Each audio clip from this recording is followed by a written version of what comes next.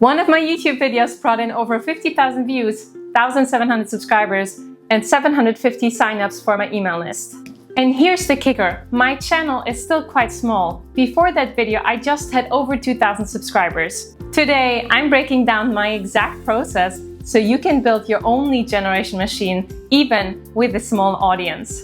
By the end of this video, you'll know how to reverse engineer demand, build a high converting lead magnet, and set up a funnel that runs on autopilot. If you're looking to master AI and build a digital business, be sure to hit subscribe.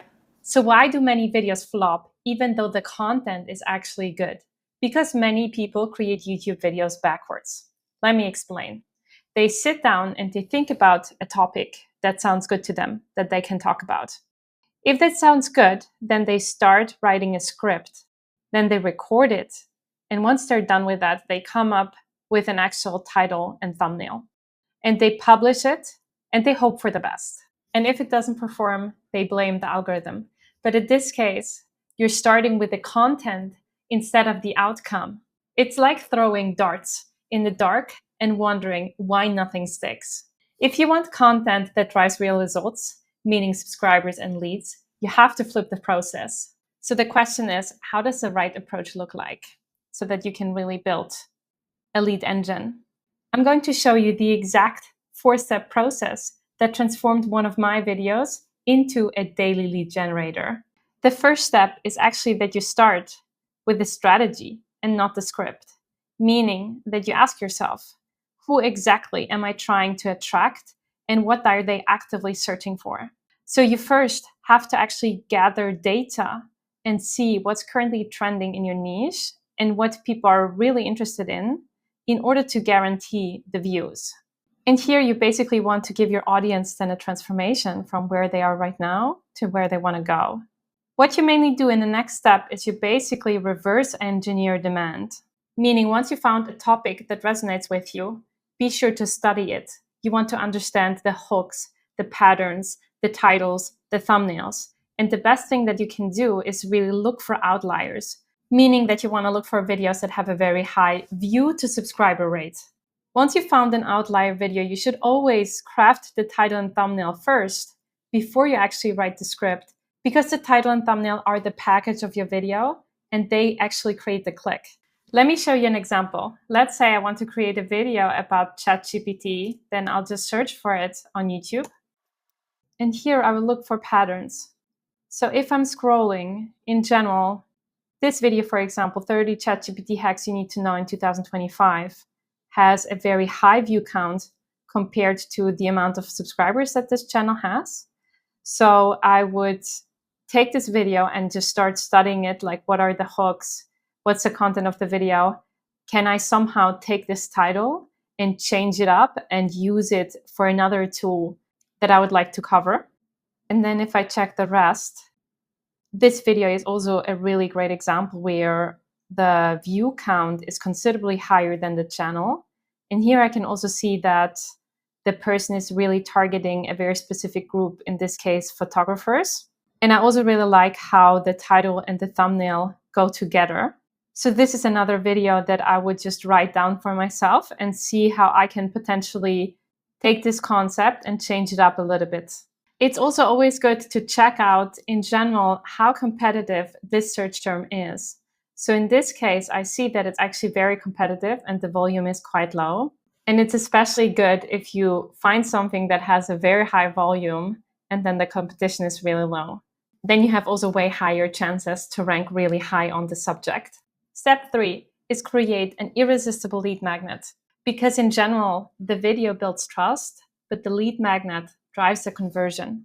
So if you're thinking of creating a lead magnet, you should ask yourself what checklist, swap file, or tool would make your viewer go like, yes, I need this. It should be something which is very valuable and very closely tied to the video. If the lead magnet is quite different from the video, it won't work. In my example, I used a prompt playbook for Gemini with over 50 proven prompts. I will show you the landing page so you can judge for yourself. The landing page is quite simple. You can see that the prompt playbook is displayed and it's a very simple email capture and it's actually a free site. And in my experience, it's always good to go simple because this landing page that you're seeing, it actually has an 80% conversion rate.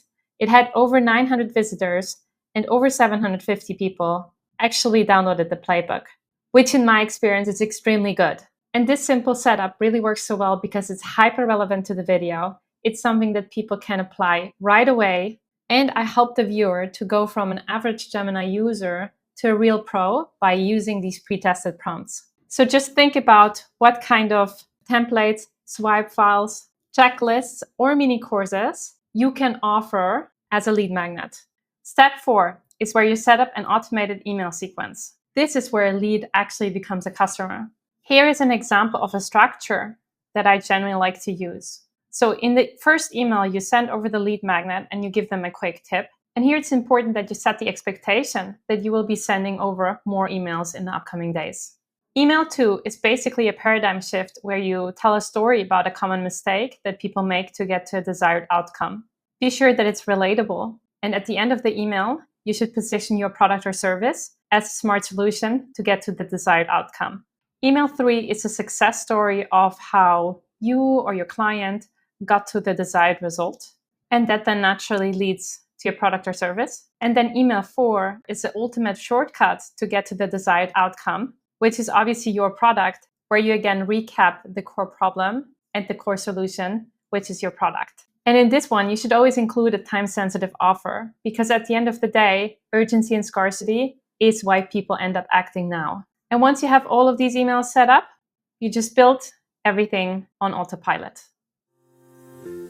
The key is to build the funnel backwards. Before filming anything, start with your end product or service, create a lead magnet that naturally leads to your offer, set up a landing page and an email sequence, and create a video that gives so much value while promoting your lead magnet. Then you can place your call to action in 3 strategic locations. First, in the video itself, but be sure to not do it right away because in the beginning, you're still building up the relationship with the viewer. In the description below with a clear link, and then in the pinned comment. This approach means that every video is feeding the same conversion system, turning your content into a business asset. And once that is working, you just rinse and repeat. If you want to see my system in action, then be sure to check out my Gemini video over here that brought in over 750 email leads. And if you want a shortcut, be sure to grab my AI-powered cheat sheet. It contains prompts so you can generate your lead magnet, landing page, and email sequence. It's free and it works. You can check it out in the link in the description below. And if you enjoyed this video, be sure to like and subscribe. Thanks so much for watching, and I'll catch you in the next one.